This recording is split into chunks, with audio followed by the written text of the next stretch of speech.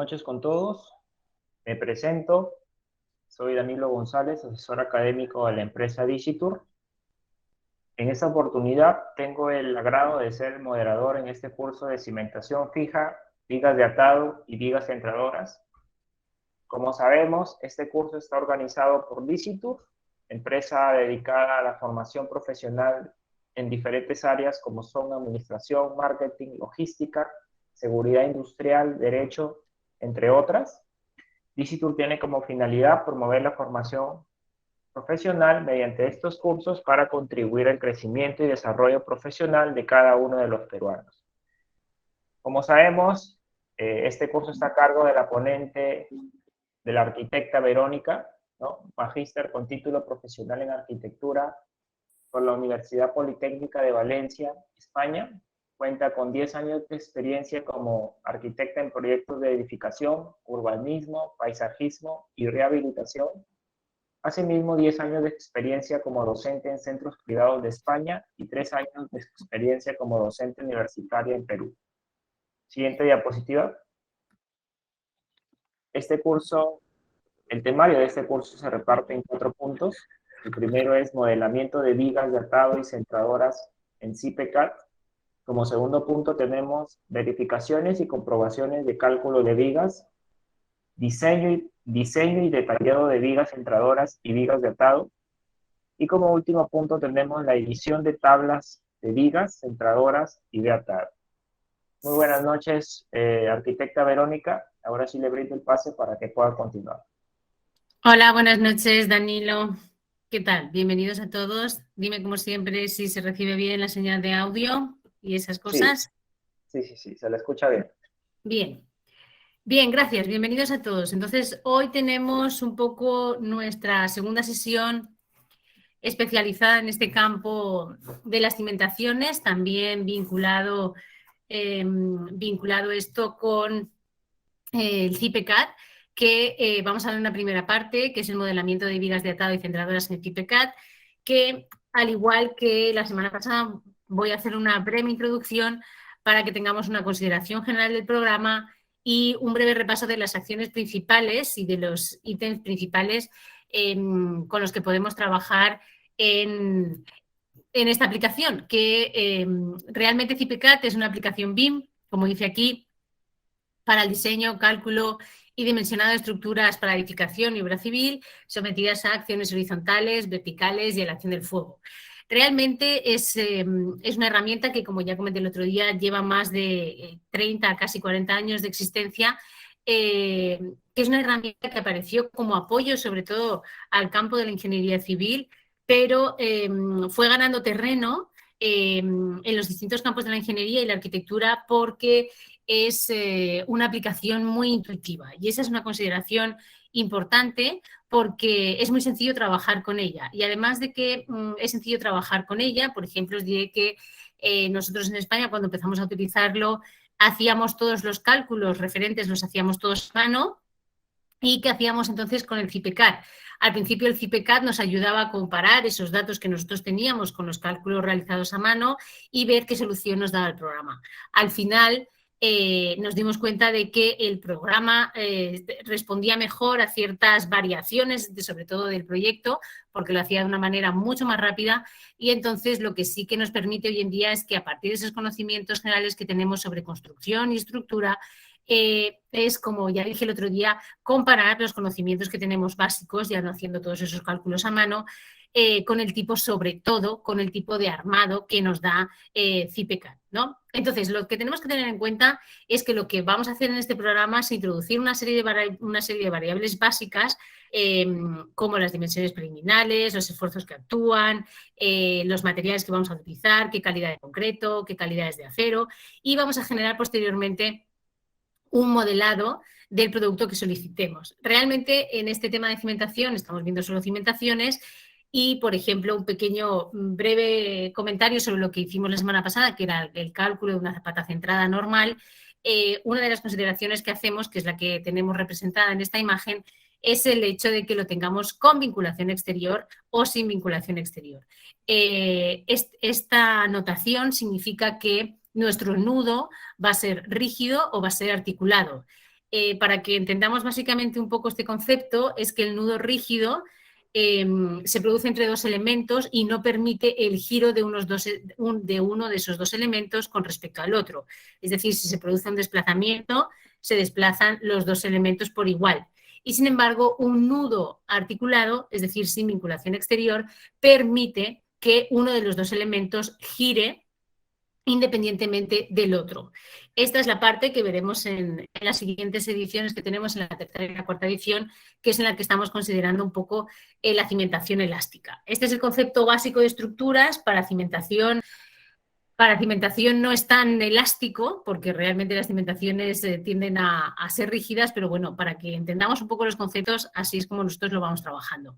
Después, ¿qué hacemos? En el caso de este pequeño ejemplo de la zapata aislada que hicimos, es que vamos a cuadrar cuáles son las cargas que hay previstas. Realmente, como parte obligatoria, siempre vamos a tener que utilizar esas cargas muertas, tener en cuenta esas cargas muertas y la sobrecarga de uso, de acuerdo a la carga viva, y a partir de ahí el propio programa nos genera cuáles son los esfuerzos que van a introducirse en el elemento que estamos calculando. Los momentos en la dirección del eje X, en la dirección del eje Y, el cortante, ¿de acuerdo? Y los axiles. Esas serían un poco las consideraciones. Después, una vez hemos introducido esos datos, introducimos los datos de los materiales.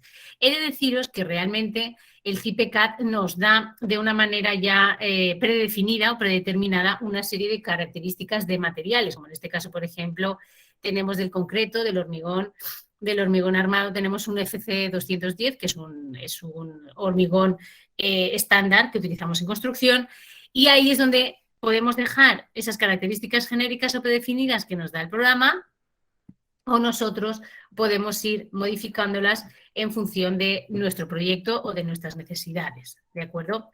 Una vez tenemos introducidos esos datos, lo que hacemos es, como indicamos ya el otro día, calcular obra, que eso igual lo vamos a generar en los distintos elementos, y como veis hay una cosa importante, y es que él mismo ya nos da la solución de cuál es el armado necesario para esa pequeña zapata que habíamos hecho. Recordad así a nivel un poco general que esta es la parte material y que si nosotros, por ejemplo, teníamos alguna... Ahora vamos a ver en la segunda parte que se hace una serie de comprobaciones de si cumple a cada uno de esos esfuerzos que teníamos anotados al principio o si no cumple, ¿de acuerdo? Y claro, si no cumple, lo que ya comenté el otro día es que nosotros lo que tenemos que hacer es una modificación siempre primero de la parte de la geometría, ¿de acuerdo? Y si podemos darle solución a partir de esa respuesta geométrica, es mucho mejor que si intentamos modificar el armado, que es cierto que también nos permite. Esto sucede para cualquier elemento que estemos diseñando en CIPECAT, sea una zapata, sea una viga o sea una columna. Y lo que sí que comenté es que con el armado es importante como no presionar demasiado el programa, porque si no al final nos genera más cantidad de armado y eso a veces dificulta, bueno, en Perú, teniendo en cuenta que la calidad a veces del hormigón que tenemos en obra no es un hormigón excelente o 100% perfecto, como decimos así de libro, es un poco más deficitario y justamente esa debilidad de que ese hormigón no tenga esas condiciones perfectas puede hacer que si nosotros ponemos armaduras demasiado cerca, no vaya a cumplir la función correspondientemente y pueda producir algunas grietas y demás, ¿de acuerdo? También depende del tamaño de la grava y este tipo de cosas que hay veces que sí que se controlan de una manera estricta y hay veces que no. Por eso yo recomiendo que siempre que podamos trabajemos con la parte geométrica. Ya dije el otro día que el recubrimiento mínimo que tiene que tener cualquier armadura siempre es 2,5 centímetros, ¿de acuerdo? Que en este caso, obviamente, sí lo cumple, pero en el caso de que tengamos que el programa nos dé la pista de que no nos cumple, entonces ahí es donde tendríamos en cuenta estas consideraciones. Bueno, y esto es lo que ya introduciéndonos un poco en la sesión de hoy, este es un poco el introductivo en el CIPECAT y justo cuando nosotros vamos a hacer elementos de vigas centradoras y de vigas riostras, que es lo que vamos a hacer hoy, no lo hacemos, que esta es una puntualización importante, no lo hacemos desde la entrada de cimentación, es decir, no lo hacemos desde los elementos de cimentación como lo habíamos hecho en Zapata, sino que lo que hace CIPECAT es que le damos esa información desde la entrada de vigas, porque realmente es una viga. La única parte un poco así más compleja en este sentido, que se hace en el siguiente paso, es decirle en qué nivel vamos a calcular esa viga, porque obviamente nosotros CPCAD lo que nos pide es si estamos calculando una viga en primer nivel, de un segundo nivel, de un tercer nivel o de los niveles que tenga calificación. Lo que sucede en este caso simplemente es que nuestro nivel es el nivel 0, por decirlo de algún modo, estamos en el nivel de cimentación. Luego, según vayamos avanzando en la parte de los detalles, porque además seguramente justo cuando veamos el tema de diseño detallado, antes de ver las tablas, que es como ya la parte final de la sesión, seguro que van a surgir alguna serie de dudas porque vais a ver que lo que vamos a ver hoy es cómo se debería hacer de manera idónea o ideal, ¿de acuerdo?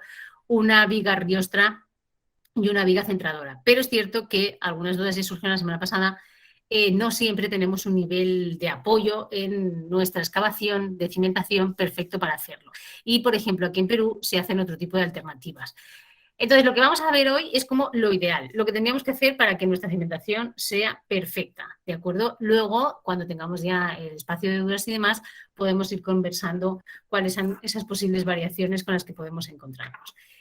Entonces, aquí cuando trabajemos en CIPE, el mismo nos presenta dos alternativas. La viga de atado normal, que es la viga de la derecha, la imagen de la derecha, esta que tenemos aquí, que es la de dos, ya veremos qué es la explicación realmente cuando utilizamos esa viga riostra, que es cuando tenemos dos zapatas aisladas, ¿de acuerdo?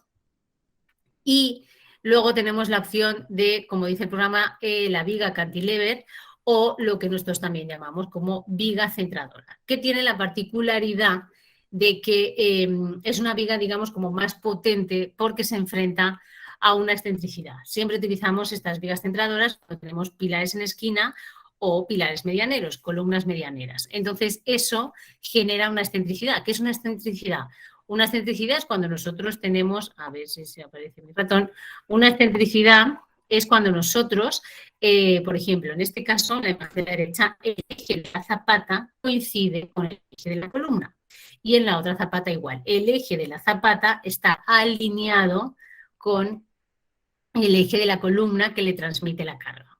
En este caso, en la imagen de la izquierda, la zapata de la derecha, aquí donde está mi ratón, sí que tiene el eje de la zapata alineado con el eje de la columna, pero la de la izquierda no. El eje de la columna está descentrado, por decirlo de algún modo, con respecto al eje de la propia zapata. Ese descentrado es lo que se llama excentricidad. Y esa excentricidad genera un momento flector, ¿de acuerdo? Que lo que hace es que la punta, lo veremos después, que la punta de esta zapata tienda a doblarse, como si fuera el movimiento de un zapato.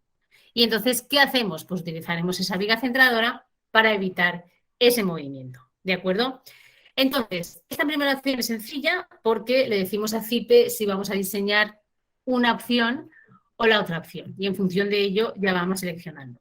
Una vez hemos seleccionado, en este caso tenemos una viga riostra, sería la de la imagen de la derecha, veremos que nos ofrece una variedad geométrica de cómo podemos hacerlo. Como veis, tenemos una clasificación de familia y de tipo, pero realmente aquí hay dos cosas importantes, que lo veremos también en detalle. Primero, y vuelvo a esta imagen un segundo, es tener en cuenta que aunque mis dos zapatas sean diferentes, como en esta imagen que tengo aquí, la viga que yo estoy diseñando tiene que ser puramente horizontal. Esto sé que parece una condición así como muy obvia, pero tengo que hacer el comentario porque si no, porque si no, hay veces que alguien puede pensar que si la inclino un poco no pasa nada. Eso no es factible, no es posible. Es decir, mis vigas riostras y mis vigas centradoras siempre tienen que ser puramente horizontales, es decir, absolutamente rectas con respecto al terreno, porque si no se generan una serie de esfuerzos derivados también en sí mismo.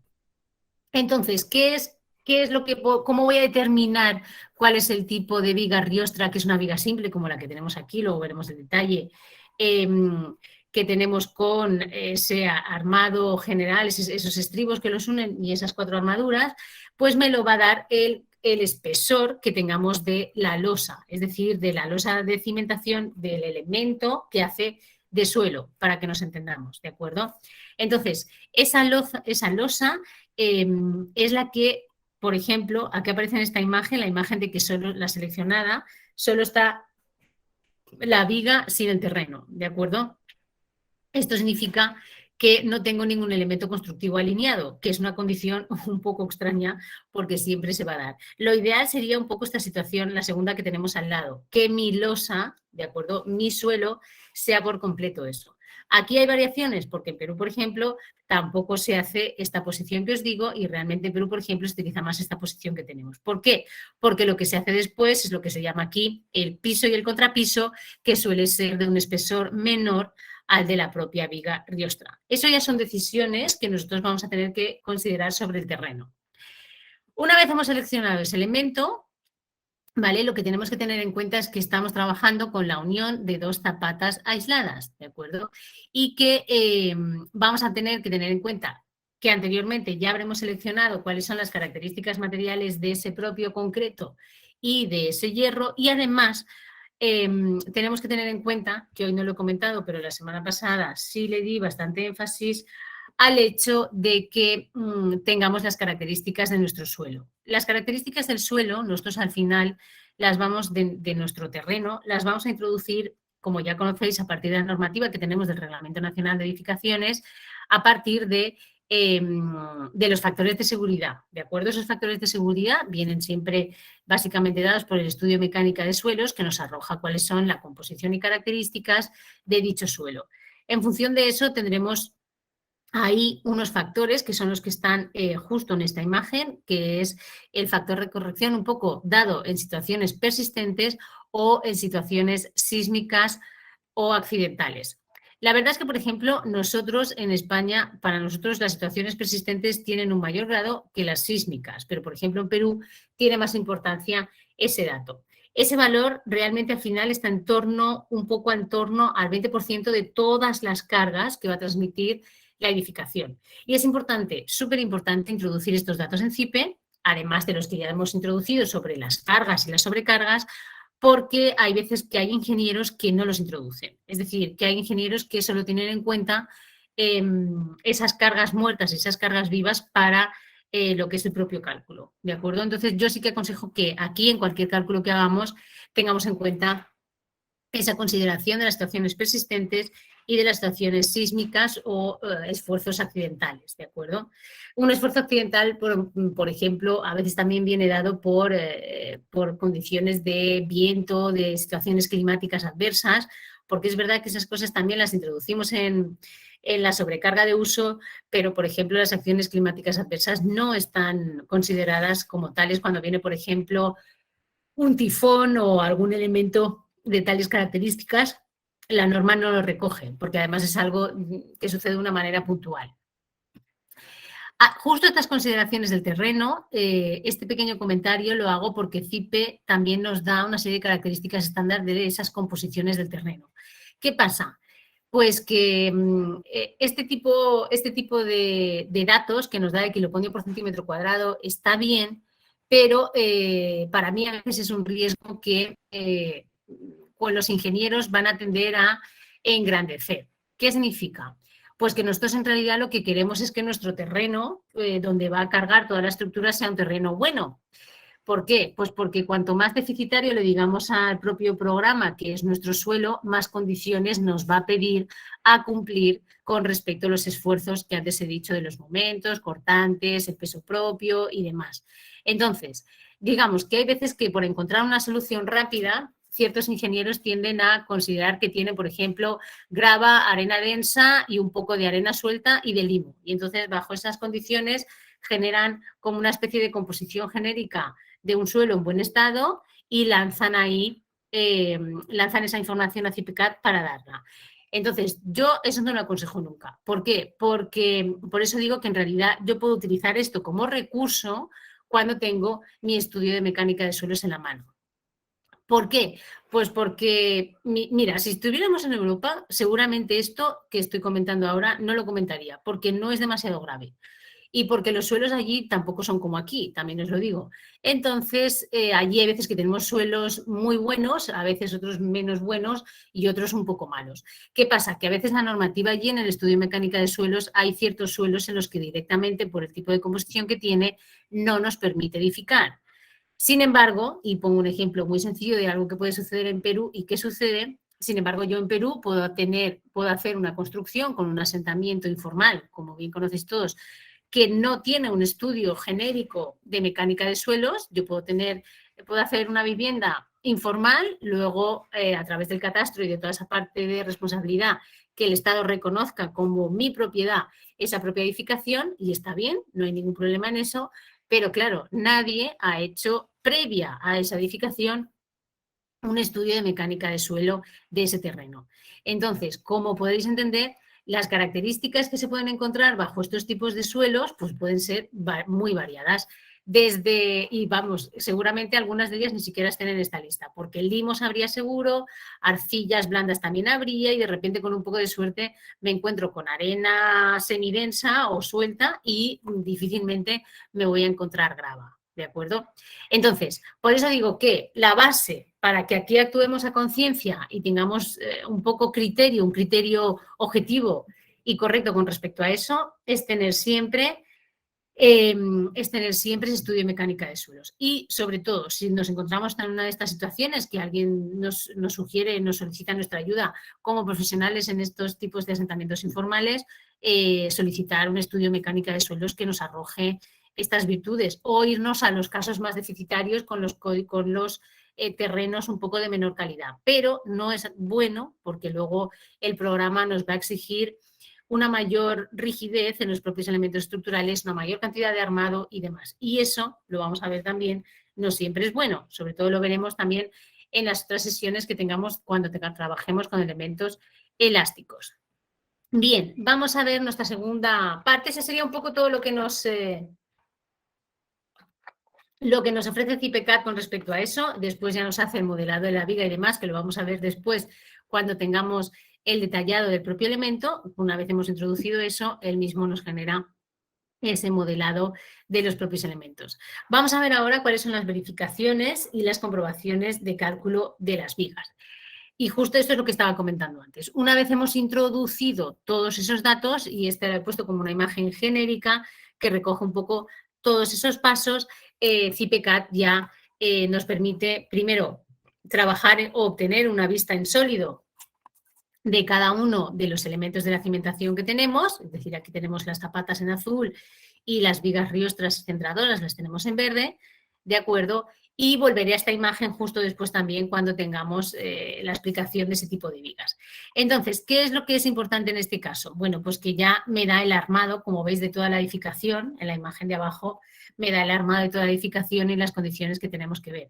Y veréis que después de que hayamos visto un poco las condiciones que vamos a trabajar, vais a entender, por eso digo que voy a volver a esta imagen, vais a entender perfectamente hoy aquí cuáles son las vigas riostras y cuáles son las vigas centradoras, ¿de acuerdo?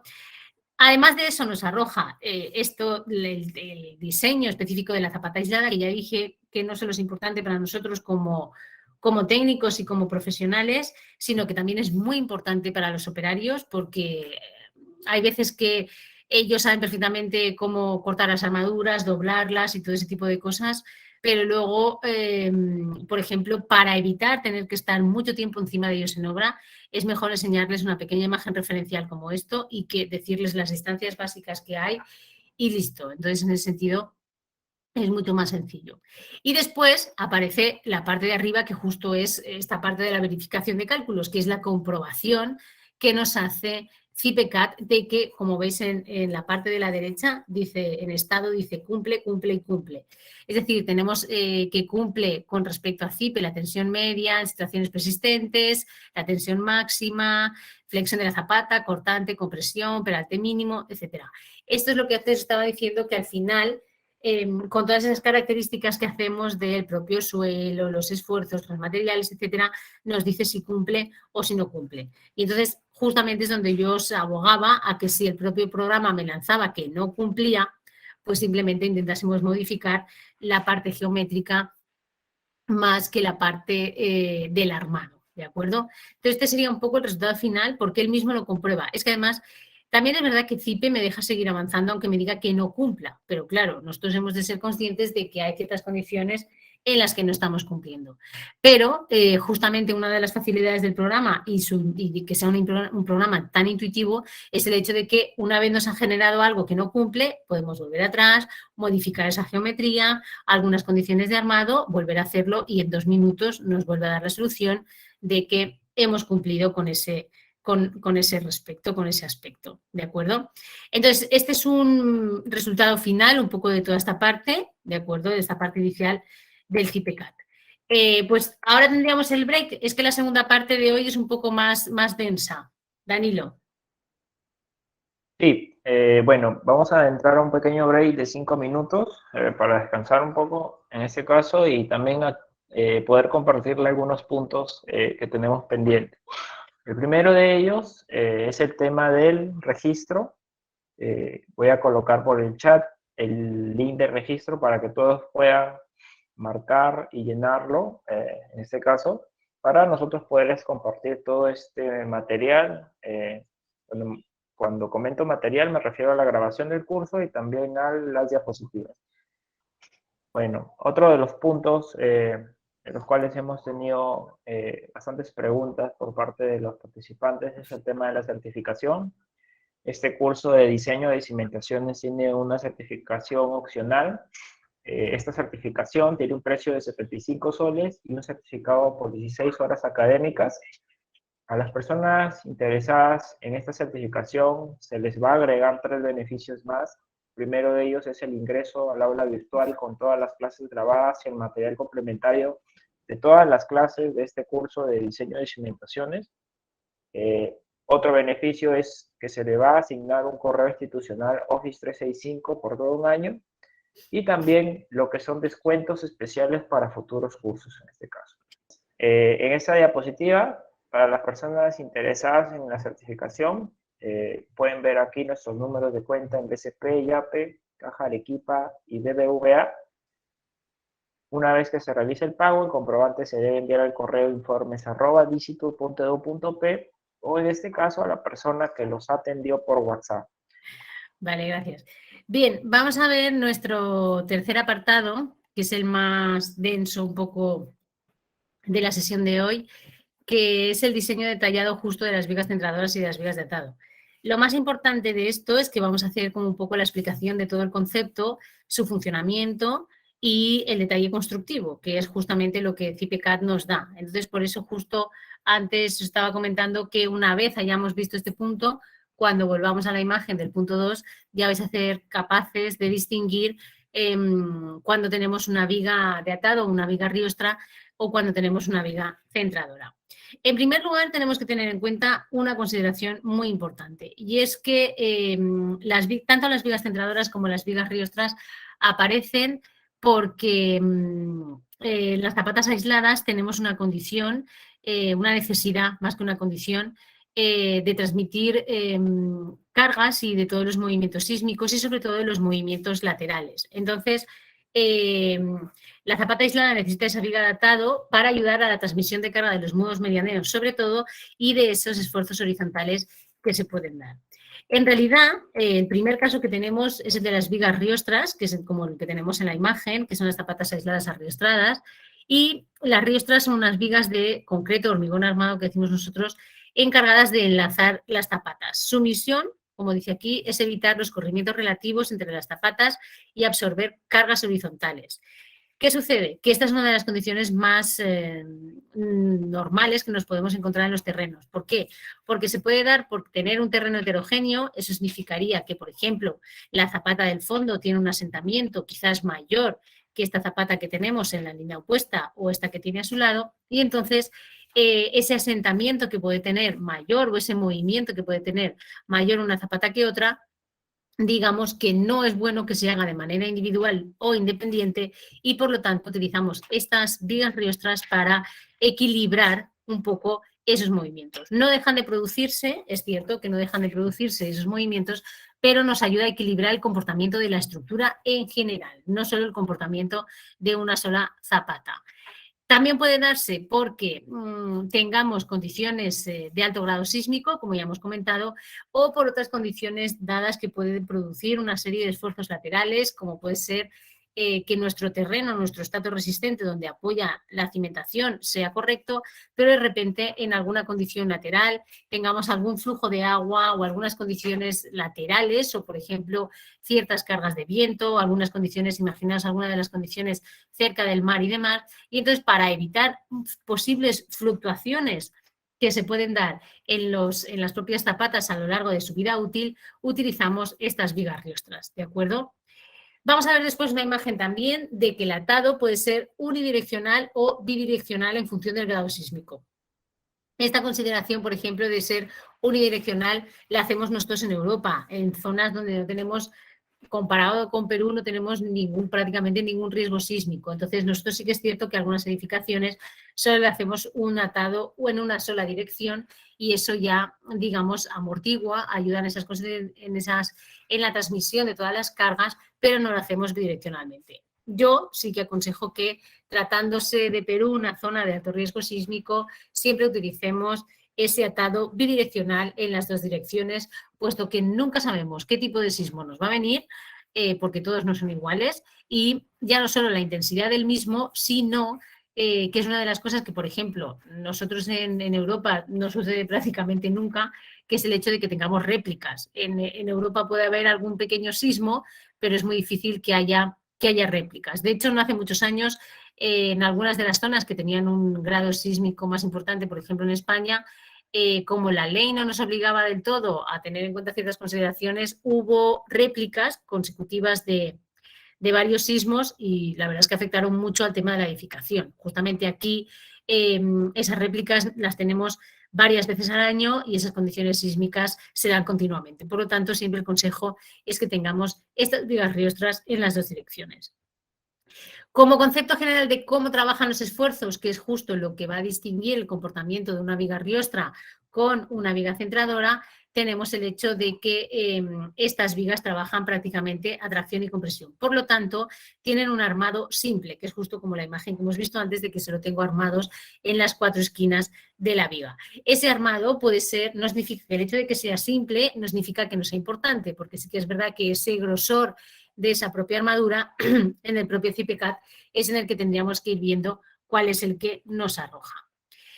Entonces, como hemos dicho, esa sería la definición básica. Utilizamos la viga riostra para unir dos zapatas aisladas, ¿de acuerdo? Y por lo tanto, esta es una consideración importante que he nombrado al principio, pero que es importante tener en cuenta, siempre van a recibirla una columna centrada. Es decir, la columna va a estar centrada con respecto a la zapata, el eje de la columna va a coincidir con el eje de mi zapata y esta es la principal diferencia que vamos a tener con las vigas riostras, ¿de acuerdo? Vamos a explicar un poco cuál es el armado principal de este tipo de viga. Primera consideración importante, que ya lo comenté el otro día y ahora voy a explicarlo con un poco más de detenimiento. En primer lugar, a ver dónde está, aquí, la base compactada. Ya dije el otro día que lo ideal es que nosotros tuviéramos, siempre cuando hacemos este tipo de charlas o de conferencias, es como para que entendamos las situaciones ideales. Luego vemos los casos específicos de cuando esas situaciones no son ideales. Si os fijáis en este propio perfil que da el detalle, estas paredes laterales son perfectamente verticales.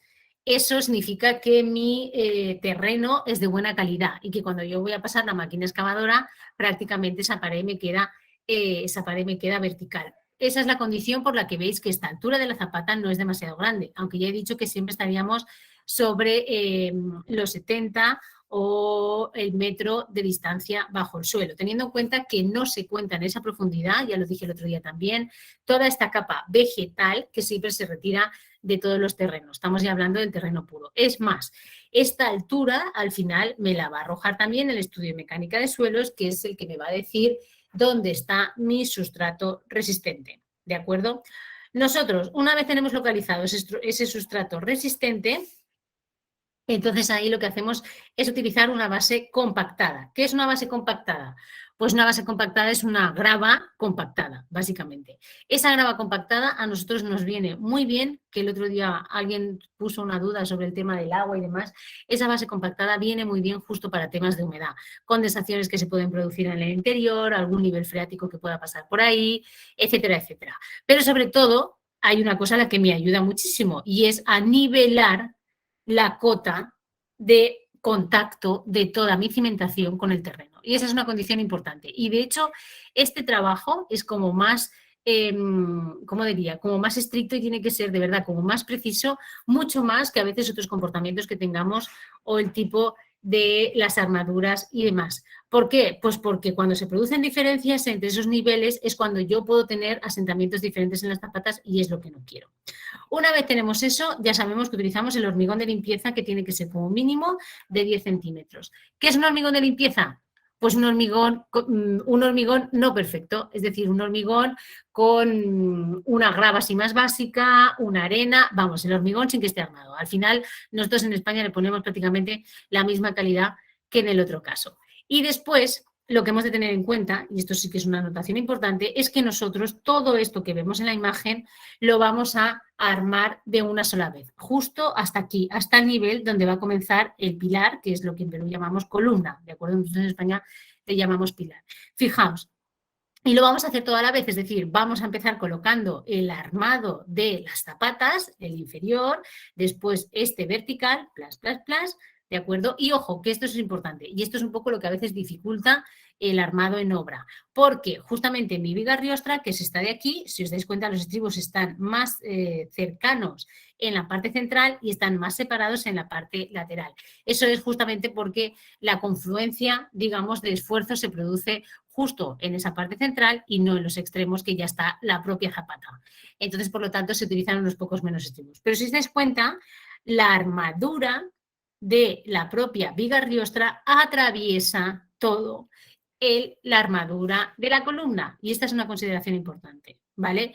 No consiste solo en que como va a ser un elemento único, yo ponga la armadura solo hasta antes del pilar. No, esa armadura tiene que llegar hasta el fondo. Esa es la condición para que sea un elemento íntegro y continuo. De ahí tendríamos la armadura que quedaría de espera, todo esto lo armaríamos todo de una vez en una condición, plas, plas, esperaríamos nuestras 72 horas como mínimo y de ahí lanzaríamos hacia arriba ya la armadura del pilar con nuestra distancia de anclaje entre los propios elementos, ¿de acuerdo? Recordar que esa junta que queda entre la propia cimentación y el propio pilar, la columna, tiene que estar previamente humedecida. Y aquí tenemos un armado básico, ¿de acuerdo? De este tipo de vigas riostras, que al final son dos, se trata de dos elementos, dos armados de un diámetro de 12, que es un diámetro estándar, y al final la propia viga tiene 40 centímetros por 40 centímetros. Sí que es cierto que normalmente todas estas vigas riostras siempre son cuadradas, eso también os lo digo. No se hacen rectangulares. ¿Por qué? Porque seguramente después vamos a tener en dudas la consideración de por qué me queda este pequeño escaloncito aquí dentro y no lo hago todo entero.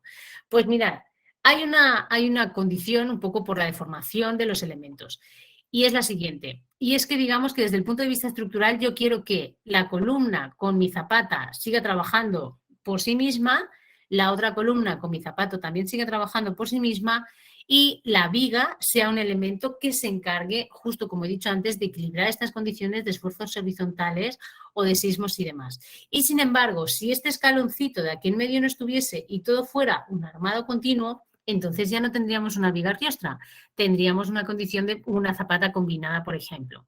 Entonces, estas vigas riostras están separadas a una mayor distancia de una zapata combinada. Es más, es mucho más caro, es decir, me cuesta bastante más dinero el hacer este elemento en vertical. Y hay otra cosa por la que no se hace. Si os dais cuenta, yo tengo mi armadura aquí con esta parte de abajo de la zapata que tiene la curva. Es decir, esta curva nunca debe solaparse, nunca debe tocar, ¿de acuerdo?, el armado de mi viga riostra.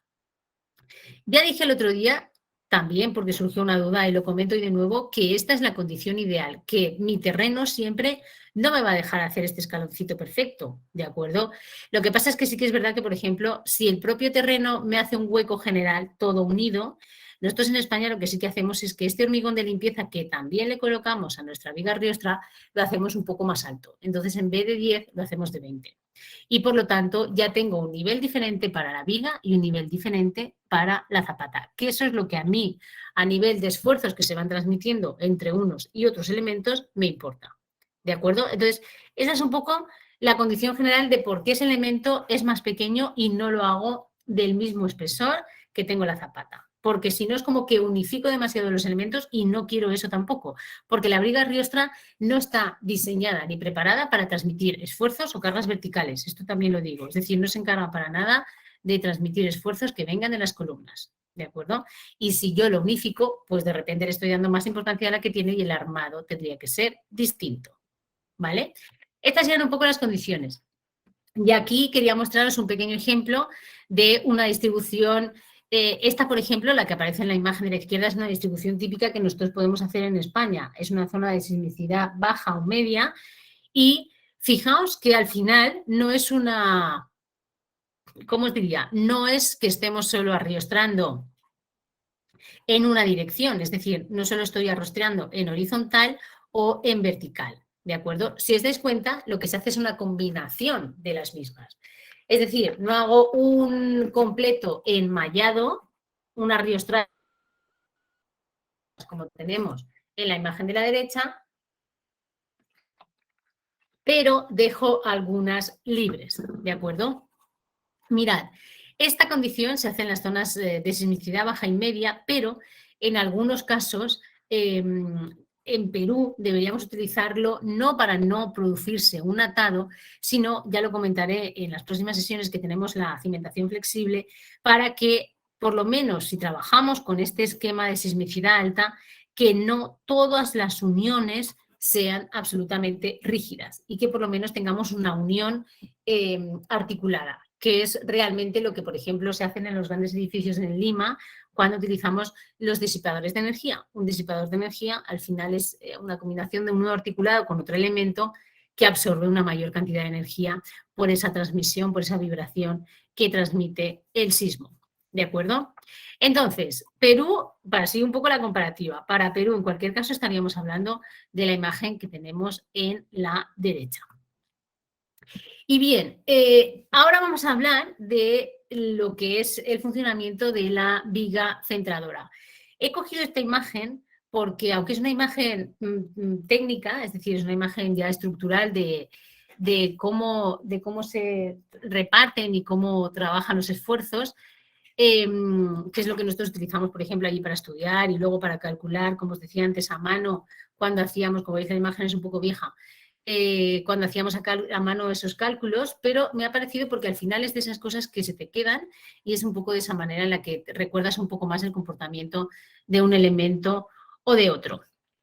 Mirad, hay una cosa que también quiero deciros, porque yo, por ejemplo, en algunas de las edificaciones que he visto aquí en ICA, muchas veces los ingenieros no han considerado utilizar, por ejemplo, vigas centradoras en los edificios. Consideran que tanto, voy a poner esta imagen para que lo entendamos. Imagináis que en mi solar, mi terreno tiene este elemento, ¿de acuerdo? Pero claro, ¿qué sucede? Si yo estoy en las zapatas de borde, en las del perímetro, ¿vale? Si yo estoy haciendo mi casa en medio de una chacra, por ejemplo, o estoy haciendo mi casa en medio de un terreno que tengo hectáreas, por ejemplo, y puedo construir, todavía tengo espacio abierto a un lado y al otro, yo puedo utilizar este tipo de vigas riostras, ¿de acuerdo? Pero lo normal es que no sea así y yo tenga un lote con una dimensión específica. Lo que significa es que si yo ocupo mi lote, que tiene esta forma, este medio trozo de esta zapata, este medio trozo de esta, este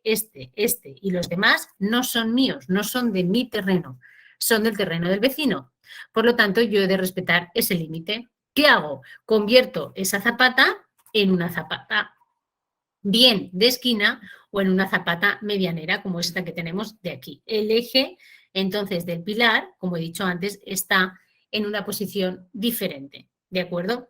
Entonces, Lo normal, como he dicho, excepto que tengamos un terreno abierto en medio del campo en el que yo pueda construir mi edificación donde quiera y no tenga límites al lado, no hay inconveniente. Pero si tengo una edificación al lado o tengo un terreno de un tamaño determinado y al lado tengo el lote de mi vecino, voy a tener siempre que utilizar zapatas en esquina y zapatas de medianería. Entonces, mirad, en este caso, además, y justamente aquí en Perú, que todavía en algunos casos se utiliza ladrillos que son muy pesados, porque los ladrillos de aquí todavía pesan demasiado en comparación, por ejemplo, con los que nosotros hacemos en Europa, y eso aumenta la carga muerta de la propia edificación.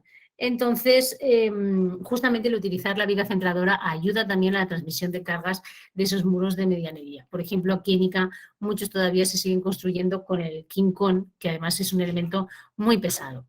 Entonces, estos con las mismas condiciones, es decir, unimos nosotros con vigas centradoras por las mismas condiciones por las que hemos hecho con las vigas riostras, porque se pueden producir desplazamientos o asentamientos verticales independientemente de cada una de las zapatas y para ayudar a la absorción de los esfuerzos horizontales y de vibraciones que se puedan dar en el caso de sismo. Esa es la definición básica de utilizarlas. Entonces, lo que sucede es lo siguiente, como he dicho antes, esta excentricidad, a ver si me da el ratón, esta excentricidad, ¿de acuerdo?, que es la del eje del pilar con la del eje de la zapata, genera que este axil que está bajando de la columna, el N1 de aquí de esta imagen, genere un momento que hace una curva justo en la zona de vuelo de mi zapata, ¿de acuerdo?, medianera.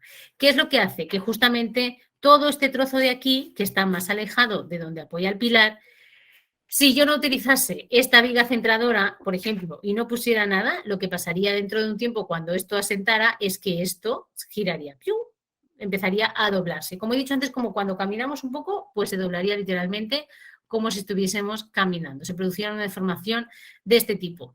Para evitar esa deformación, ¿de acuerdo?, lo que hacemos es utilizar este elemento intermedio que lo que es una viga centradora. Y es más resistente, ¿por qué? Pues porque ya no solo trabaja a compresión o atracción como la anterior, sino que tiene que contrarrestar justo este momento que da la excentricidad y por lo tanto tiene que trabajar a flexión.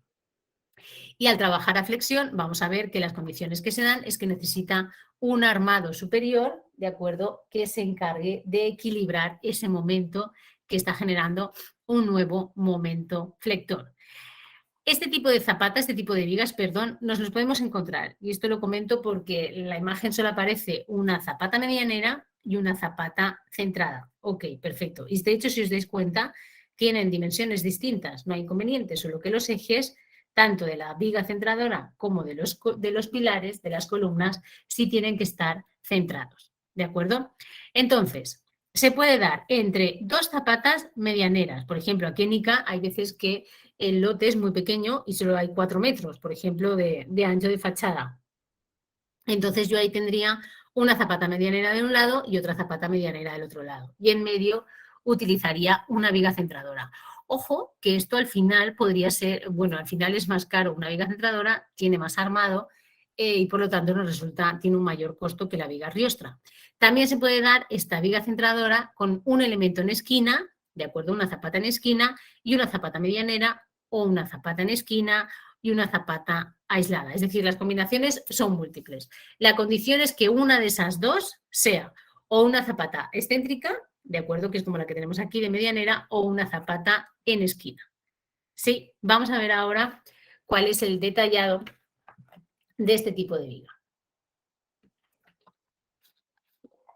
Como veis es más complejo. También es cierto que justamente la construcción de esa zapata en esquina tampoco es exactamente como la de la zapata. Sí que las condiciones del armado y lo que he dicho de la base compactada, el escalón, el hormigón de limpieza, todo eso, ¿de acuerdo?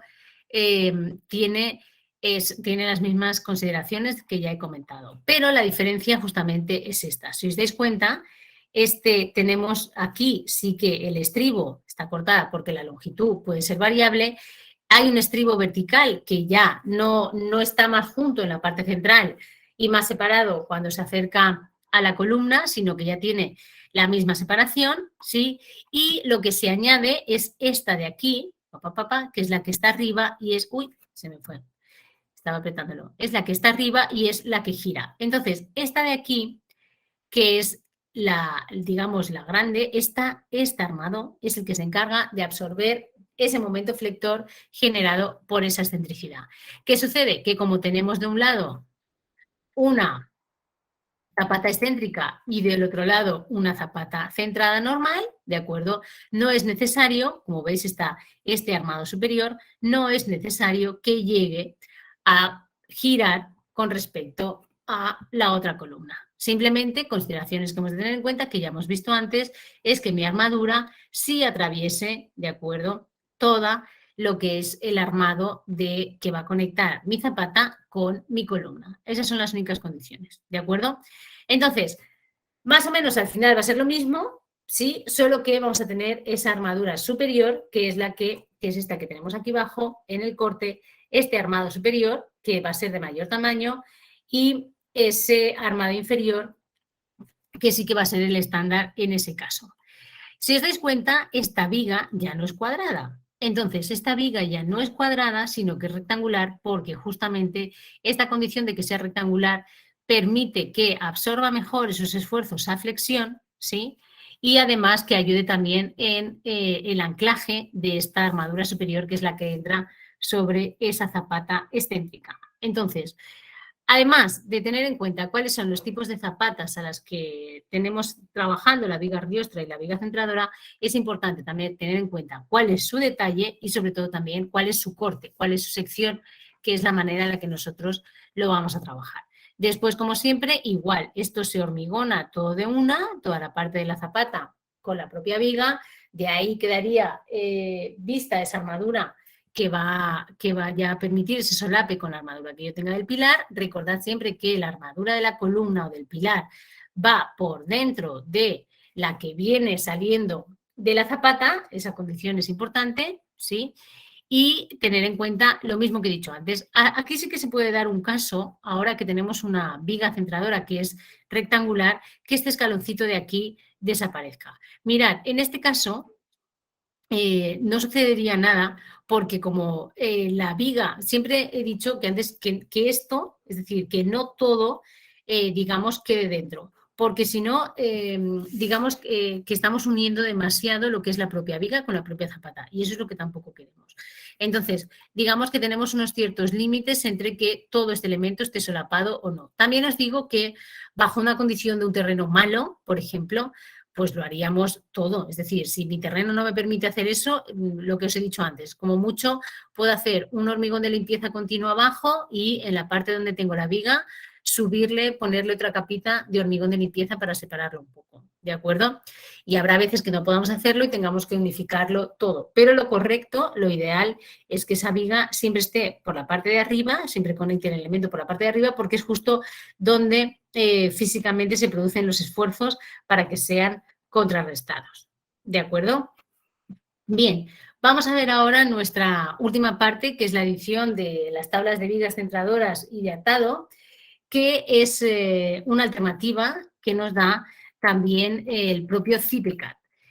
Porque CIPECAD nos permite trabajar y editar una serie de tablas en las que podemos introducir, digamos, las características específicas de vigas riostras y de vigas centradoras. Es decir, realmente no solo, también os diré que no solo de vigas riostras y de vigas centradoras, sino de todas las vigas que podamos tener en nuestra edificación. Y nos permite un poco estas tres opciones. Trabajar cuando nosotros le damos cuando nosotros trabajamos directamente con CIPECAD y le damos al tema de las tablas, nos va a llevar siempre a una tabla predefinida, ¿vale? En este caso tendríamos la tabla de las vigas centradoras y luego vamos a ver que podemos editar una tabla especial o podemos generar a través de la tabla de biblioteca nosotros mismos unos elementos diferentes. En este caso, cuando nosotros tenemos esa tabla predefinida, aparecen la sección de un montón de tipos. Veis ahí BC, TC, 12, por ejemplo, y demás. Principalmente la diferencia, en este caso, como vemos, es el ancho y el canto.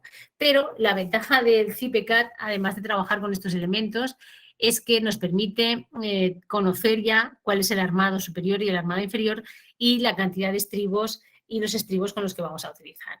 Entonces, para que nos hagamos una idea, estas tablas lo que hacen es generarnos una serie de bibliotecas, ¿de acuerdo?, que podemos directamente ir a buscar para nuestro proyecto, ¿de acuerdo? Entonces, esas condiciones también que tenemos que tenerlas en cuenta. ¿Por qué? Pues porque la primera vez que te enfrentas a un proyecto, sí que es verdad que vas trabajando más consensuadamente, viendo cuál es este elemento, cuál es otro elemento, pero justamente una de las cosas que os estaba diciendo al principio es que cuando CIPECAT me diga que no cumplo con ciertas condiciones, es mucho más sencillo modificar las dimensiones geométricas, ¿de acuerdo?, que modificar los armados. Y entonces, justamente este tipo de tablas, como veis, lo que se modifica es el ancho y el canto, lo que me permite es modificar geométricamente cuál es esa viga riostra, ¿de acuerdo? Y a partir de ahí ver que si ya me va a permitir cumplir en ciertos aspectos o no. Ojo, porque CIPECAT, lo habéis visto antes, aquí realmente le llaman tabla de vigas centradoras. Entonces, esta es una condición que os podéis encontrar también en el propio CIPECAT, teniendo en cuenta que para nosotros la explicación que le hemos dado a este tipo de viga es que se trata de una viga riostra, ¿de acuerdo? Entonces, esa es la consideración final un poco que tendríamos con este aspecto. Y aquí tenemos un montón de variaciones, como para verlas. ¿Por qué? Porque luego ya tenemos un caso en el que tenemos ya una viga centradora. ¿Cuál es la diferencia que hay? Que justo por eso luego, antes de terminar, vamos a volver a la imagen que teníamos antes que nos daba el modelado del CIPECAT. Pues aquí lo que tenemos es un armado superior, como veis ya que tenemos 5 filas de armado superior. En este caso, al tratarse de ese armado superior con esas características, sí que puedo asegurar que se trata de una viga centradora que va a estar o bien con una zapata excéntrica o con una zapata en esquina. Tiene un armado superior, además de 1 pulgada, como veis, el armado inferior también, el armado de piel, que es el que utilizamos también lateralmente, y los estribos. Entonces, aquí tenemos variaciones de cada uno de estos elementos. Fijaos que hay vigas centradoras hasta de 140 de canto, que es un canto ya bastante importante. Luego, la verdad es que el problema es que con esos cantos elevados, como ya he comentado antes, lo que se produce es un aumento del costo. Y luego, en este caso, también tenemos las condiciones de tener en cuenta que podemos editar esa tabla para que nosotros mismos podamos generar un nuevo modelo de vida. Entonces, yo me puedo ir a tabla especial, ahí a editar en la tabla de biblioteca y añadir un nuevo elemento. Entonces, imaginaos que de todos estos que nosotros tenemos, de repente no hemos encontrado ninguno acorde un poco a las necesidades que tenemos en el proyecto, ¿vale? Entonces, imaginaos que de repente quiero uno de 45 por 45 que no está aquí. Entonces, voy aquí, lo edito, añado un nuevo elemento y, como veis aquí, en este nuevo elemento que se añade, ya me da las características que yo puedo introducir, de acuerdo, especificamos las condiciones, sus dimensiones y el armado correspondiente. De este modo, yo ya le doy las condiciones de la armadura, de la longitudinal, de la superior, la piel y la inferior. Si no tengo de piel, no la introduzco y demás, ¿de acuerdo? Y los estribos introduciendo esas mismas condiciones. Entonces, una vez hemos introducido estos datos, este elemento ya queda registrado en el propio programa y lo podemos utilizar para futuros proyectos. Ya he dicho que en realidad, un poco como para comentarios, sí, un poco final, que lo más importante en estos casos es siempre tener en cuenta cuando ya tenemos ciertos conocimientos o ya hemos trabajado con unos elementos y hemos visto que nos faltaba algo o no estoy del todo conforme a veces con lo que CIPECAT me da como soluciones, me surgen dudas, ¿de acuerdo? Entonces, en ese caso, puedo modificar y generar un elemento nuevo. ¿Qué pasa? Que es verdad que, aunque CIPECAT siempre nos ayuda, es una herramienta, tenéis que tener en cuenta que lo más importante siempre es tener en cuenta cuáles son nuestros criterios generales de diseño. Ojo, que cuando hablo de criterios de diseño me estoy refiriendo a criterios de diseño estructural. Entonces, yo lo que quiero es tener en cuenta que esos criterios de diseño, como ya comenté la semana pasada, son objetivos, están bien calculados, he tenido en cuenta, es decir, que esto también es importante, estoy teniendo en cuenta si toda mi estructura, por ejemplo, es de concreto, o si es una estructura metálica, o si es una estructura mural, o si es una estructura porticada, todas estas condiciones son súper importantes, ¿de acuerdo? ¿Por qué? Porque ya dije el otro día que justamente en una zona de alto grado sísmico como es Perú, tengo que tener estas consideraciones tanto constructivas y estructurales en cuenta porque la cimentación es la parte más importante de la estructura. Es decir, Cuando nosotros tengamos un sismo de fuerte intensidad, de gran envergadura, ya puedo tener yo una estructura de concreto armado súper resistente o una estructura metálica preciosa, súper bien anclada y demás, que como la cimentación, como mis zapatas, no se encarguen de amortiguar y de absorber esas contracciones del terreno que se producen en un sismo, mi estructura se va a ver debilitada. Yo no digo que la estructura vaya a caer, no tiene por qué producirse un colapso total. Pero puede verse debilitado el encuentro de los elementos, ¿de acuerdo?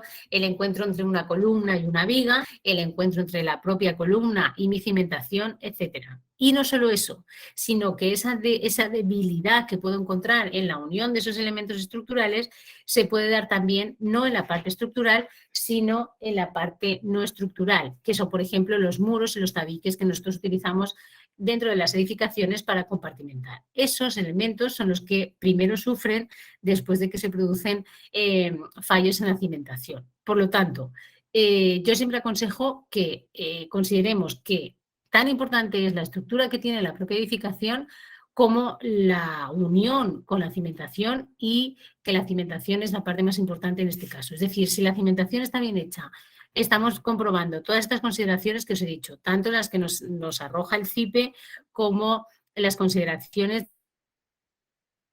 antes de las condiciones del terreno. Es decir, si yo he tomado una decisión de hacer una cimentación teniendo en cuenta todo esto, seguramente la vida útil de mi edificación va a ser más longeva, es decir, va a ser más resistente ante un sismo. La verdad es que ante un sismo nunca tenemos una garantía del 100%, es decir, no existe la estructura perfecta que vaya a soportar un sismo, porque los sismos son variables, pero sí tenemos herramientas suficientes para ver que nuestra edificación no sufra o sufra lo menos posible.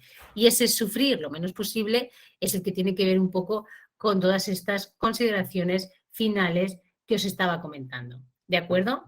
Bien, esta sería la parte, pero antes de terminar, quería volver aquí. Un segundo, y ahí terminamos. Acá. ¿Veis? Quería volver a esta imagen porque esta imagen es como el resultado final, tanto de lo que nos daría CIPECAT, que sería el primer punto que hemos visto, como el resultado final un poco de la sesión de hoy. Porque si os dais cuenta, en esta edificación yo tengo, bueno, además del armado de las zapatas y de la losa de cimentación que utilizamos en el caso del ascensor, ¿de acuerdo? Tenemos zapatas centradas, como veis aquí, y tenemos zapatas excéntricas y de esquina. Entonces, si os dais cuenta, en esta imagen que tenemos aquí, es decir, yo aquí en esta esquina tengo esta zapata con esta forma así trapezoidal, y de aquí sale esta zapata y sale esta zapata que une por acá. Si os dais cuenta del armado superior, ¿lo veis? Todas estas vigas del armado superior ya me están diciendo que estamos trabajando con vigas centradoras. Todos estos elementos ya son vigas centradoras. Y si os fijáis un poco más detalladamente, veréis que la unión entre estas dos zapatas aisladas centradas de aquí, esta ya no tiene ese armado superior, por lo tanto, esto es una viga riostra. Este elemento de aquí detrás tampoco, este elemento tampoco tiene ese armado superior, por lo tanto, se trata de una viga riostra. Entonces, esta es un poco la conclusión de toda la sesión de hoy.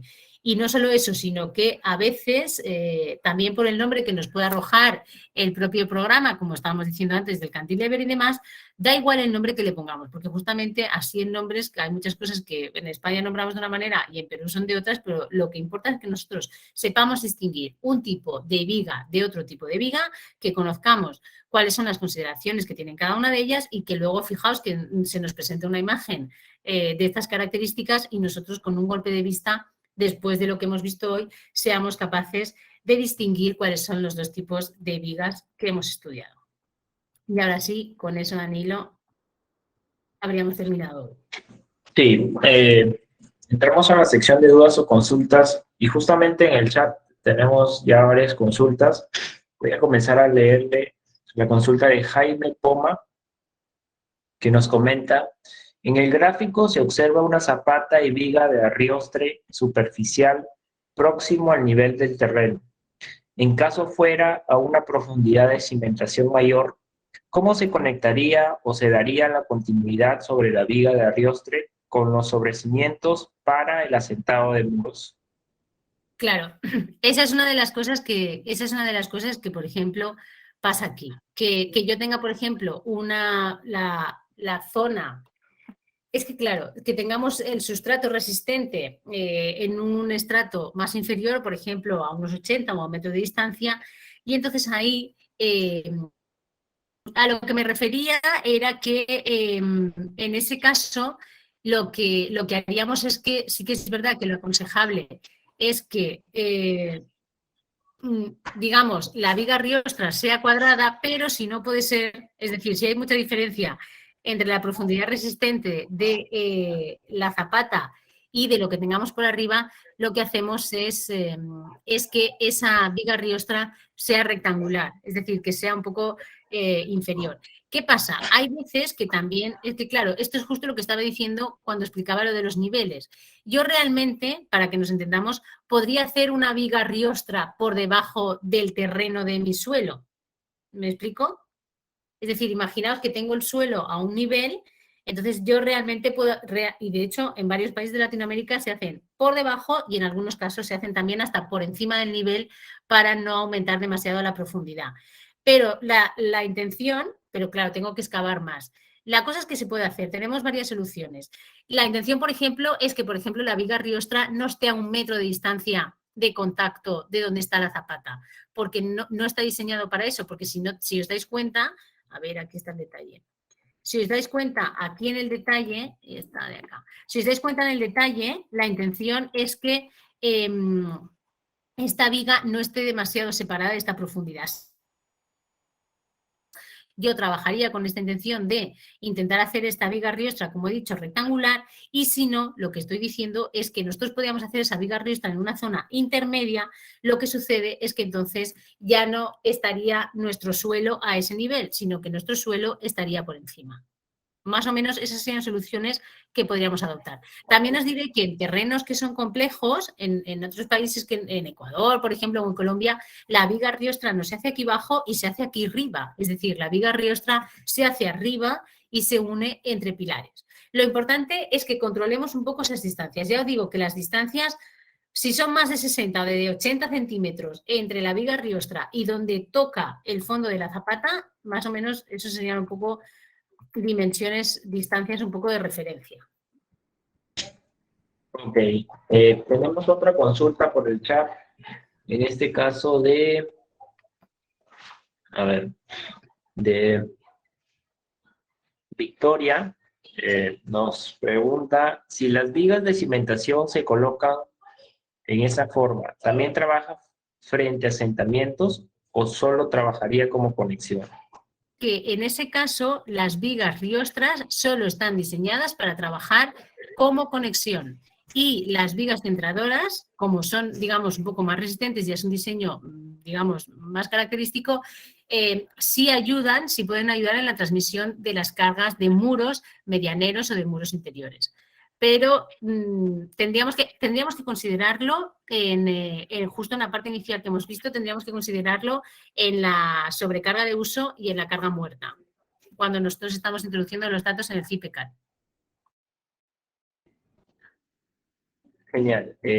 Tenemos otra consulta en el chat, en este caso de Roy Castillo, nos comenta, ¿cómo considerar en cimentación de pozo de mi falsa viga? De mi falsa zapata, perdón.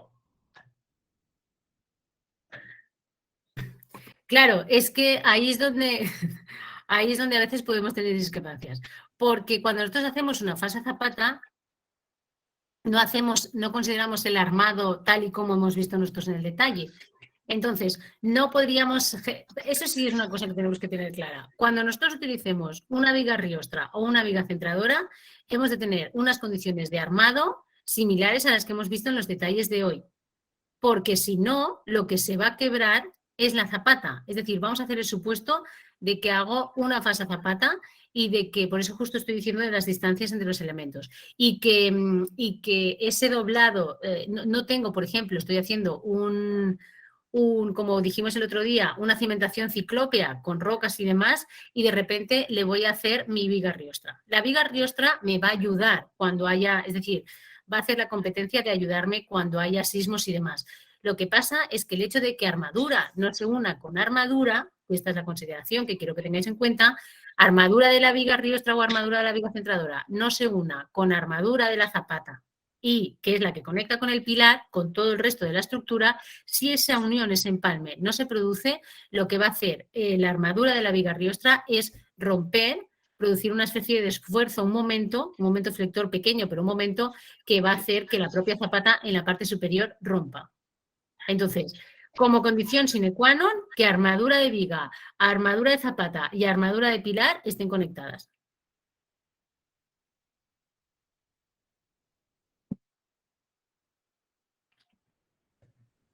Listo, seguimos con las consultas, en este caso de Roberto Laura. Nos escribe por el chat: ¿la profundidad de la cimentación depende solamente del buen terreno o existen otros parámetros? A ver, realmente la profundidad del estrato resistente, que es lo que yo estaba llamando antes, depende de las propias características del terreno. El terreno, además de su composición, bueno, no además de su composición, es decir, como consecuencia de su composición, nos va a arrojar una tensión admisible. Entonces, esa tensión admisible es, por ejemplo, la que nosotros también utilizamos en la normativa para hacer, como ya dije el otro día, un estimado de los cálculos de zapata y del área de zapata que nosotros vamos a necesitar en función de las propias características que nos dé la norma. Pero quien nos arroja realmente dónde está esa profundidad del estrato resistente es el propio estudio de mecánica del suelo. Es decir, ese es el que nos va a decir la idoneidad de la colocación de esa profundidad realmente. Y habrá veces, también os lo digo, habrá veces que en algún caso ese estudio de mecánica de suelos, porque el estudio de mecánica de suelos al final lo que me da es un poco las características de las composiciones de las distintas capas de los estratos del terreno, ¿de acuerdo? Entonces, lo que tenemos que hacer para lo que nosotros hacemos son un estudio de calicatas y demás para ver. Y entonces, cuando llego a un estrato cuya presión admisible está dentro de los estándares que nosotros utilizamos para trabajar en la norma, entonces ese es el que yo considero como estrato resistente. Y además he de tener en cuenta que lo que quiero es que ese estrato resistente sea uniforme en todo mi terreno. Es decir, no quiero que haya un estrato resistente en una zona súper bien, de acuerdo que tenga una zona de una buena composición y en otra zona no con una buena composición. Es mejor que tenga una composición intermedia en todo mi terreno que no una zona con buena composición o de no. De hecho, ahora que dices eso de terreno, hay veces que tenéis que tener en cuenta que muchas veces nosotros cuando empezamos a estudiar o hacíamos este tipo de cosas al principio, decíamos, wow, he llegado a la roca. Y cuando llego a la roca tengo ahí un estrato resistente. Cuidado porque la roca no es el mejor amigo del hombre ni de la mujer. Es decir, no es el mejor estrato resistente, es el estrato más duro, pero la roca es un elemento que se encarga solo de absorber energía sin deformaciones. Entonces, eso desde el punto de vista de la transmisión de carga y desde el punto de vista sísmico no es lo que mejor me puedo encontrar. Yo preferiría roca machacada, ya rota, que roca sin romper, porque si no, justo cuando asientan las zapatas, por ejemplo, se puede producir la rotura de la roca o la rotura de mi propia cimentación. Entonces, nosotros con las rocas tenemos bastante cuidado. De hecho, muchas veces, según cómo sea el tamaño, las extraemos. Entonces, esas serían un poco las consideraciones.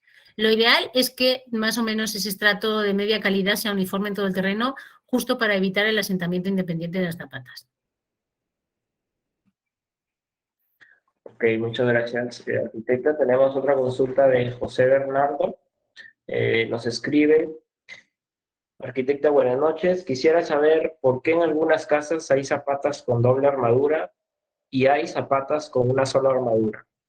Por favor, explíquenos.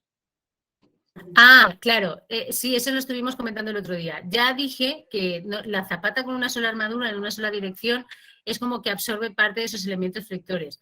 Ya dije que es verdad que la normativa en Perú es menos restrictiva, pero nosotros en España y en Europa no utilizamos solo armadura armado en una sola dirección de la zapata.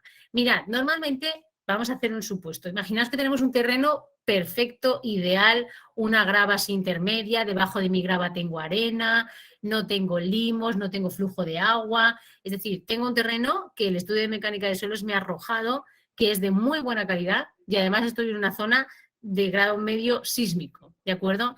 Entonces, en ese caso en el que el terreno fuera muy bueno, ahí podríamos barajar la posibilidad de utilizar las zapatas en una sola dirección. Yo no lo aconsejo, pero no lo aconsejo por la calidad del terreno, sino que no lo aconsejo por el tema del sismo, porque el hecho de que yo tenga zapatas en una sola dirección implica que en esa dirección mi zapata va a trabajar menor que en la dirección transversal.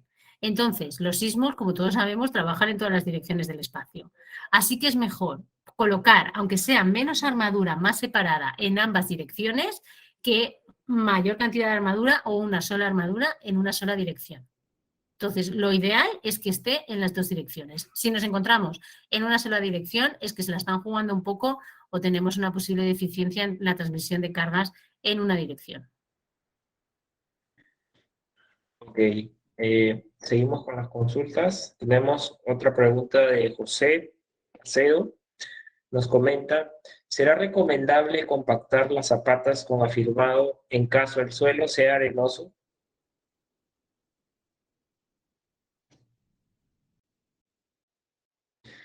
Está con el Ah, micro estaba, apagado. sí, ya Sí. me he dado cuenta. Sí, sí es. De hecho, esa es una de las condiciones que se puede dar. Nosotros, cuando nos encontramos suelos arcillosos, de acuerdo, con mucho limo y demás, lo compactamos. Es decir, de hecho, justamente esa base compactada que os estaba comentando antes, lo hacemos. El limo y la arcilla no es que sea un suelo malo. Lo que sucede con el limo y la arcilla es que tiene un comportamiento frente al agua totalmente distinto al de la grava.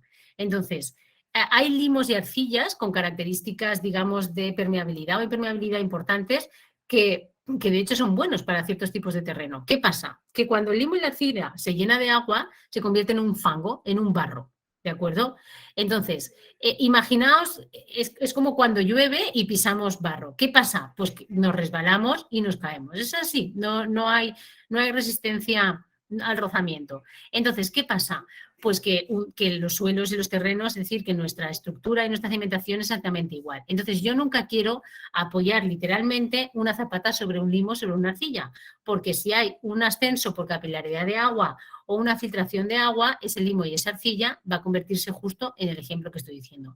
Por eso nosotros, cuando nos encontramos ese tipo de suelos, lo que hacemos es añadir una capa primero de arena, ¿de acuerdo? Y después una capa encima de grava y lo compactamos todo. Es más, lo que hacemos es hacer eso, mojarlo, ¿de acuerdo? Introducir la humedad, compactar, dejar que se seque y después volver a compactar. Es un proceso que no se hace, digamos, en un solo día. Tiene un proceso y entonces ya consigo con eso mejorar la calidad del limo y de la arcilla con estas dos condiciones. De hecho, yo es algo que aconsejo aquí en Ica también muchas veces porque el terreno de Ica ya sabéis que es mucha duna todo, entonces este terreno no es demasiado bueno y la verdad es que cuando aquí pides arena a las constructoras, la arena que te traen es del cerro, entonces estamos hablando es arena de otro sitio mezclado con arena del cerro, entonces no me están dando una calidad de arena distinta, ¿de acuerdo? Porque la mejor arena siempre para trabajar en construcción es la arena que proviene de la sedimentación de los ríos, siempre.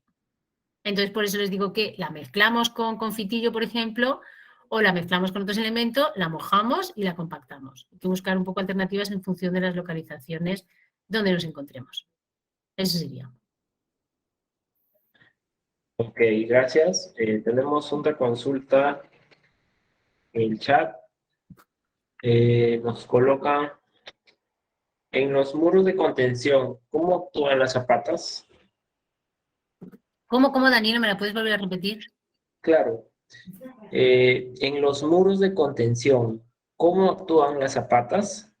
Claro, es que eso es lo que nosotros vamos a ver en las otras sesiones que tenemos. En el muro de contención, lo que tenemos debajo es una zapata corrida. No es una zapata sola, es una zapata continua a lo largo de toda la longitud del muro. Entonces es un elemento ya continuo. Ok, otra consulta de José Hurtado nos escribe en el chat, arquitecta, y cuando un terreno es arenoso, ¿deben llevar todas las columnas zapatas y vigas o cómo se debe construir? No, todas. Condición sine qua non. Es que la columna es el elemento que transmite las cargas horizontales de nuestros suelos y de nuestros techos. Entonces, ese elemento recoge toda la carga horizontal y se convierte en una carga vertical. Y la carga vertical no puede, es decir, una columna no puede tocar literalmente el suelo. Necesita un elemento intermedio que le ayude como a equilibrar, a retransmitir. Lo que realmente hace es convertir esa carga puntual vertical la expande, la convierte en todo el tamaño de la zapata en pequeños trocitos verticales. Eso es realmente lo que hace la zapata. Es decir, lo que sería una carga puntual directa la convierte en pequeñas cargas puntuales que se van transmitiendo a lo largo del espesor de la zapata. Entonces, cualquier columna siempre necesita una zapata. Y la condición de riostras, pues tendríamos que ver un poco esa imagen que hemos visto antes de media y baja densidad sísmica o alta sismicidad. Yo en el caso de Perú siempre aconsejo que arriostremos en las dos direcciones. Otra cosa es que tuviéramos un edificio muy grande, no lo sé, por ejemplo, un centro comercial. Ahí tendríamos que ver, por ejemplo, justo por lo que decía antes, si por ejemplo estamos hablando, imaginaos que en un centro comercial estamos hablando de 200 columnas, pues tendríamos que ver que nos arrojase hacerlo todo en las dos direcciones o trabajar con una losa o con elementos o trabajar con ciertos elementos aislados como hemos visto antes en la imagen de baja y media sismicidad. Esas serían las condiciones. Genial. Y una última consulta de Victoria nos comenta, si fuese una arena compacta, ¿se podría considerar solo columnas y cimientos corridos para un piso? Pues a ver, lo que pasa es que te va a salir más caro. Si tienes una arena compacta, es que claro, es que esto es lo que ahora, como estamos viendo los tipos de cimentación por semana, realmente el tipo de cimentación más barato es la zapata aislada. Entonces, si tú haces una cimentación corrida, te va a resultar más cara. Pero si tienes un buen terreno de una arena compacta, a ti lo que te sale rentable es hacer columnas y zapatas. Porque una zapata combinada es más cara, lo que estaba comentando tu compañero del muro de contención con la zapata corrida es más cara y una losa de cimentación todavía es más cara. Y los emparrillados son más caros también. Entonces, es una condición de costo. Sí, lo puedes hacer, pero te va a resultar más caro. Ok. Ahora sí puede volver a compartir, por favor, Voy. arquitecta, con la última parte. Bueno, mientras la arquitecta va compartiendo, recordarles, en este caso, el tema del registro, ¿no? El link de asistencia lo estoy enviando por el chat. Estoy volviendo a enviar para que todos puedan registrarse y poderles enviar todo este contenido. Y asimismo recordarles que este curso tiene una certificación opcional. Este curso de diseño de cimentaciones tiene una certificación por 16 horas académicas, un precio de 75 soles, que incluye beneficios como el ingreso al aula virtual con todas las clases grabadas y el material complementario de todas las clases de este curso, un correo institucional Office 365 por todo un año y lo que son descuentos especiales para futuros cursos. En el siguiente slide tenemos nuestros números de cuenta. Creo que te escuchaba, Danilo, ahí vuelvo a compartir. Ya, ok. Bueno, comentarles en este caso que a las personas que están interesadas en la certificación, voy a pasar por el chat también lo que son los números de cuenta. Tenemos cuenta en BCP, Yape, Caja Arequipa y BBVA.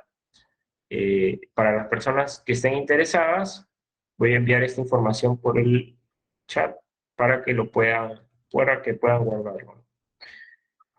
Ok, lo acabo de enviar.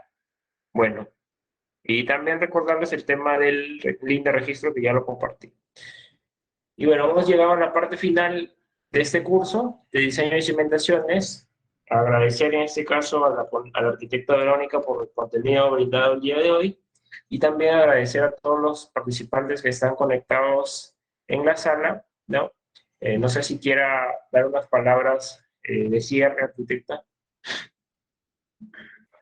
Sí, nada, agradecer a todo el mundo el estar ahí pendientes también la participación de las preguntas y demás, que al final es un poco también lo más interesante, porque justamente ya he dicho que lo que vemos en estos casos es como la situación ideal, ¿de acuerdo? Y que claro, cuando no tenemos esa situación ideal, tenemos que enfrentarnos a esas condiciones. Entonces, ver cuáles son esas variables a las que podemos utilizar para corregir y adaptarnos a esas situaciones reales es lo que hace al final que seamos buenos técnicos y buenos profesionales y llevemos siempre hacia el lado de la parte de calidad de lo que estemos trabajando.